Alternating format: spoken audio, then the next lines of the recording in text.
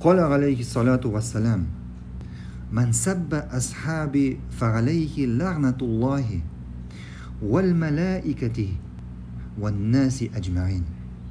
Peygamberimiz sallallahu aleyhi ve sellem aytdi: kim benim sahabalarını tergi, bu kişiye Allah'ın, feriştelerinin hem barlık kişilerinin laneti bulaşacak.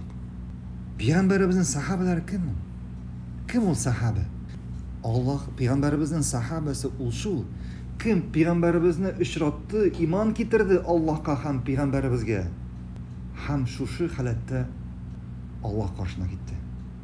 Yani şu halatta öldü, iman getiren halatında. Anladınız mı? Bu sahabe bular. Allah subhanahu ve teala kişilerinin yüreklerine qaradı da. Hem şu yürekler arasında en yaxşı yürekni saylap aldı. Özünün ilişkisi etip. Kim o? Peygamberimiz sallallahu aleyhi ve sellem. Şundan sonra Allah başka kişilerin yüreklerine qaragaş, şu kişiler arasından saylap alıttan yaxşı kişilerini, sahabelerini, Peygamberimizge sahabelerini saylap aldı. Hem Allah aytdı: radiyallahu anhum ve radu'an. Allah alardan riza dedi. Hem alar da Allah'tan riza. Kimler alar? Peygamberimizin sahabeleri. Peygamberimizin sahabeleri. Hem Allah alardan riza buldu. Esim bugün aların tergisin. Allah alardan riza buldu. Esim bugün aların tergisin. Hem bugün en çok Peygamberimizin sahabelerin suguşu kimler alar? Rafiditlar. İran cirliğindeki Türk'üm Rafiditlar. Alar Peygamberimizin sahabelerin tergiler. Hem şulay var adaşkan Türk'ümler başka yerlerden Peygamberimizin sahabelerin tergavuşu. Bugünkü günde sahabelerin tergavuşu bular kimler? Bular elbette indi İslam'ın düşmanları, ateistler.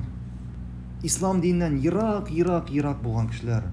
Hem bu kişilerin tüp maksatı sahabelerin tergavu nersede? Niye alar sahabelerin tergiler? Bizge Allah'ın, Peygamberimizin dinin kimler yetkirdi? Kimler arkalı biz aldık bu dinini? Sahabeler arkalı. Sahabeler bizge yetkirdi bu dinini.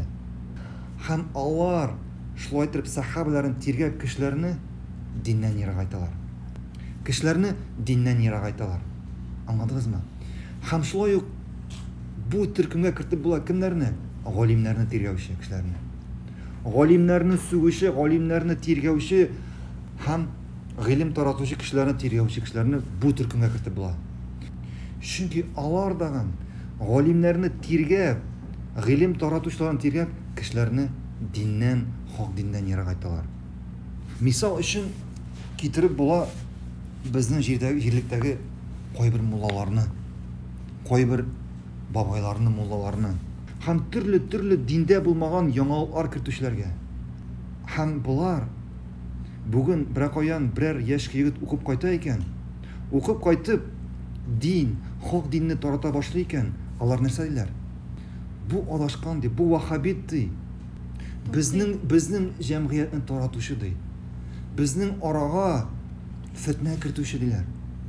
Kişilerine yere aytalar mı? Ne için? Çünkü bir de hak din yetkire. Eğer o kişilerge aytsa, bu kişi hak din sili, men taratıp yürüyüşü bidagatlarını yokka çıkara. Men sizge 10 yıl boyu söylegen bu dinde bulmagan eybirlerini yok deb ayta deb aytsa, kişiler anlatmayacak mı? Yok, elbette tanımayacak. Hem onun için en dürüsü narsa bulup kala kişilerini ilimden yere ayttu. Hem o kişilerini ilimden yere ayttu için narsa deb ayta? Bu kişi vahabitdi. Bu kişi bizge ellendi bulmagan Arabistan'dan Arap dini alıp kayttı.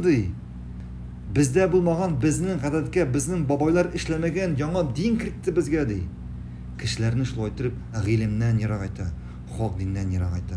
Anladınız mı? Şuna göre en birinci biratda sahabelerin tergavdan, onlar turunda ninde bolsa o naşarsız edilen yarak borga kerak.